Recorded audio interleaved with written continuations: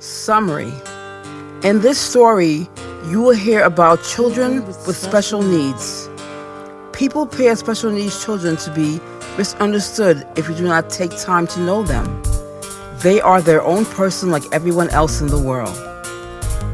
I hope you learn something new as you read along. My Best Friend Has Special Needs by Melodic, Mistress. Growing up in Nevada was a great place to live. Homes were nice and some neighbors. School, however, was a big issue. I would get bullied every day. Kids used to pick on me and tell me I looked different from everyone else. My name is Michael, and I was born with Down syndrome.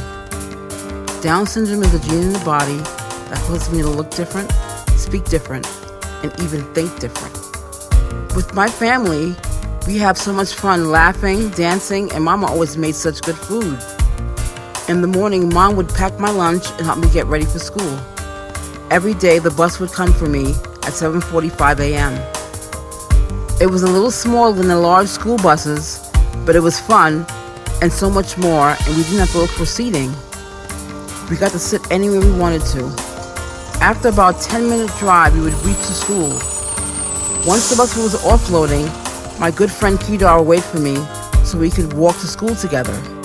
There were days when Kedar wouldn't come to school because he didn't feel well. I'm not sure why. Anywho, as we entered the school, the jokes would begin. Kids would begin to call me names and throwing things at me. All my classes were on the first floor and higher grades were on the top floors. So Kedar and I parted and he told me he would wait for me to see me at recess. Another worst day of my life, I thought. Sheesh. First period class was pretty easy. They just took attendance and we learned how to pronounce certain words, and then the bell rang, off to the next class. As the day went on, I couldn't wait until recess to see Kedar so we could chit-chat and play. During recess, Kedar fell and scraped his knee and had to go to the nurse. So here I am again alone, with no one to play with. The bell rings. Time for the next class. 2 more periods after that, and I get to go home. At the end of the school day, I headed for the bus. All the school monitors were out directing children to their buses. As I was looking around for Kedar to see how he was doing, I asked someone in the bus area, "Has anyone seen Kedar?" They replied to me, "Get out of here, you dork." Feeling so badly hurt, I entered my bus with tears in my eyes. I then saw one of the school monitors disciplining him as my bus drove away. Ha ha, I thought, kids could be so mean. On my ride home, I wondered if Kedar was okay. As we pulled up to my stop, I saw people going in and out of my house, and my mom waved to me. I ran to kiss her and hug her, and she said, "I have a big surprise for you. We are selling the house and moving to New York." What? I responded with excitement and fear all at the same time. "Wait, Mom, we are moving to New York? Where will we live? Does Dad know?" "Yes, of course, silly goosey. Your dad knows. Also, we've been looking to move for a while now, and we just virtually closed on a house in Long Island, New York. So all we have to do now is sell this house, which we already have offers pending." I then began to think about how it would break Kedar's heart to see a good friend leave. However, I was super hyper to be moving to New York. The moving transition.